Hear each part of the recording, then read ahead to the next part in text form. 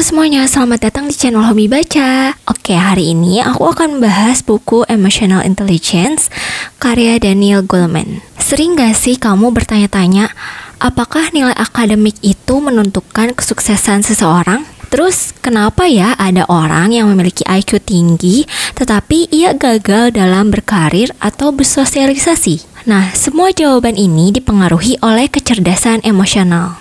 Jadi, kecerdasan emosional ini adalah yang membuat seseorang dapat mengontrol dirinya, semangat dan tekun melakukan sesuatu, dapat bertahan menghadapi situasi yang sulit, mengatur suasana hati, dan juga kemampuan untuk memotivasi dirinya sendiri. Dari sini kita bisa memahami bahwa sebenarnya IQ seseorang itu tidak berkorelasi dengan kecerdasan emosionalnya. Kita bisa lebih memahami dari kasus penusukan yang dilakukan oleh seorang murid kepada gurunya. Seorang murid kelas 2 SMA di Florida bernama Jason. Ia bercita-cita berkuliah di Fakultas Kedokteran Harvard. Dia juga selalu mendapatkan nilai yang sempurna.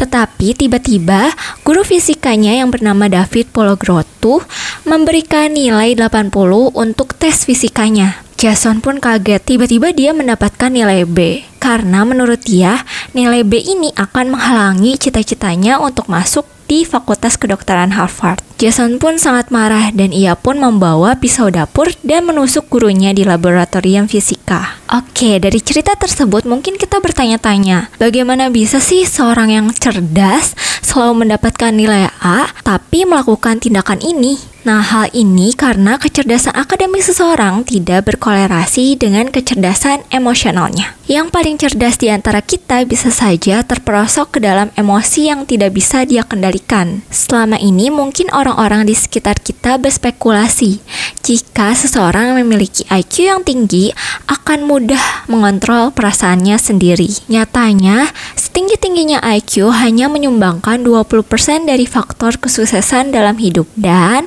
80% lainnya diisi dengan kekuatan-kekuatan lain. Salah satunya adalah kecerdasan emosional. Kecerdasan emosional ini dapat dipelajari dan juga dikembangkan. Meskipun seringkali di sekolah atau di lingkungan sekitar, orang-orang akan selalu mengunggulkan anak-anak yang mendapatkan nilai 100 di matematikanya. Mereka pun akan mengabaikan kecerdasan emosional anak, misalnya bagaimana anak bisa mengatur emosi ketika ia gagal, atau bagaimana ia mengontrol rasa cemasnya. Nilai IQ atau kecerdasan akademik tidak serta-merta membuat kita bisa menghadapi gejolak emosi. IQ tinggi tidak menjamin apakah ia bahagia dengan hidupnya atau tidak. Tetapi orang-orang yang memiliki kecerdasan emosional yang baik akan mungkin menjadi lebih bahagia dan juga berhasil dalam kehidupannya. Karena dengan memiliki kecerdasan emosional yang baik, ia akan bisa memahami dirinya sendiri dan juga pasti memahami orang lain secara bijaksana. Kalau dari sisi biologisnya,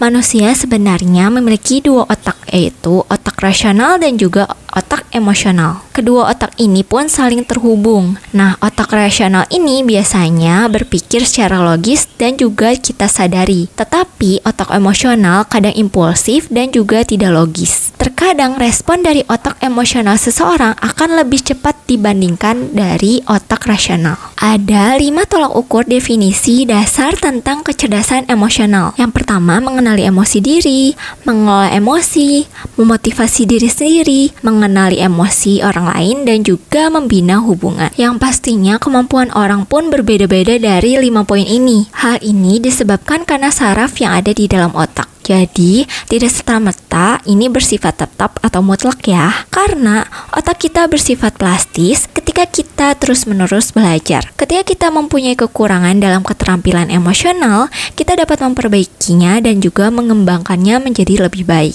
Saat kita sulit untuk mengenal emosi, mengontrol emosi ketika marah, maka hal ini berpengaruh pada hubungan sosial kita dengan orang lain. Terutama ketika kita sudah menikah, kecerdasan emosional ini menjadi faktor yang sangat penting. Sering sekali kan kita mendengar masalah-masalah di rumah tangga yang sebenarnya solusinya adalah kecerdasan emosional. Misalnya, bagaimana caranya kita merespon sesuatu yang sebenarnya membuat kita marah. Bagaimana kita memahami pasangan, atau bagaimana mengenal emosi yang sedang kita rasakan. Namun, jika kita memiliki kecerdasan emosional yang tidak baik, semua itu akan berujung pada kejenuhan dan bahkan perceraian. Ini bisa kita lihat dari angka perceraian yang selalu meningkat dari tahun ke tahun. Pertanyaannya, di mana sebenarnya kita belajar perihal emosi? Nah, semua bermula dari keluarga yang menjadi sekolah pertama kita untuk mempelajari emosi. Di sini kita belajar bagaimana merasakan perasaan kita sendiri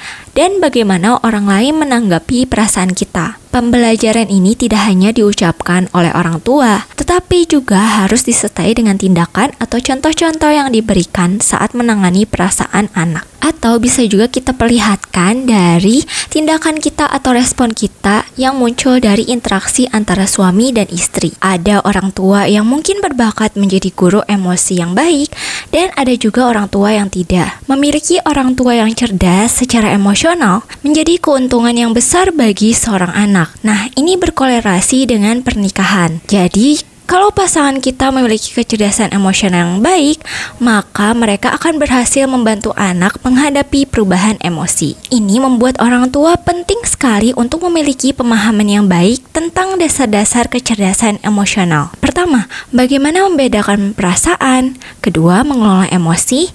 Dan ketiga, menangani perasaan yang muncul. Unsur-unsur kecerdasan emosional anak ternyata dimulai dari 4 tahun pertama kehidupan. Ini jadi hal yang sangat krusial karena pengelolaan emosi bergantung pada masa-masa ini. Jika sejak kecil anak sering diabaikan oleh orang tua, maka anak pun akan sulit untuk menangani emosi-emosinya. Jadi, pembelajaran dan pengalaman selama pertumbuhan menjadi faktor yang sangat penting untuk kecerdasan emosional. Sekian penjelasan mengenai buku Emotional Intelligence karya Daniel Goleman. Semoga video ini bermanfaat dan sampai jumpa di video ringkasan buku lainnya.